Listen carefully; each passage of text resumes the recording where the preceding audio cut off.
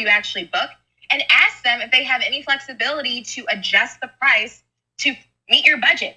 I've saved hundreds of dollars around the world by doing this, right? It's something that I started doing in 2020, and it's helped me in the Dominican Republic. It's helped me in multiple places in Mexico. So now it's just something that I do whenever I use Airbnb, is that I don't get afraid to just ask the host, hey, like, I love your property. This is like a script I would use. Like, hey, so-and-so, I love your property. I would love to book it as soon as possible, but it's just slightly above my budget. Would you be willing to adjust the base price to X, Y, Z so that I can book it this week? And I would say 9 out of 10 times the host agrees, right? Because to them, it's more important to have this booked with someone who is A, communicative, proactive, and can afford to stay at their property than not have it booked at all, right? So that's how you have to think about it, and not be afraid to ask for what you need. So that's one good tip. I think another good tip that I use when it comes to packing travel is knowing where to go for cheap flights, right? I know this is like the one topic that everybody's like, oh my gosh, flight prices cost so much. There are no flight deals since outside opened up.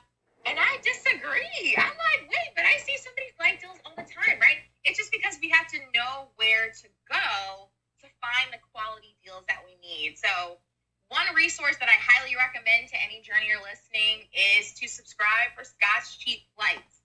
They are my favorite cheap flight subscription service. Scott's Cheap Flights will literally send you an email personalized to your home airport. So whatever airports that you deem are going to be easy for you to travel from, and you'll receive personalized cheap flight deals directly to your inbox. So I will say I'm a lazy planner when it comes to travel. I love to travel. I love to look up stuff. I love to take trips. But when it comes to the planning side, that's not what brings me joy, right? So I love the fact that with Scott's Cheap Flights, like, I can just enter my Gmail and see all of these great flight deals. And for me, someone who is more flexible with where I travel, more flexible with the time that I have off, it's great to be able to say, oh, wow, like, I could go to Tokyo for under $300 in the spring or in the fall. Like, I'm going to do that. Like, that's a great flight deal. And actually, yeah, I'm referring to a flight deal that I got through Scott's Cheap Flights not too long ago. They found, like, all these insane deals to Tokyo for, like, spring 2022. I definitely hopped at the chance to do that for, like, under $350. Yes, sign me up, right? So I think that's another good tip. Yeah. And are they free? Is that a free service, or you have to pay for it?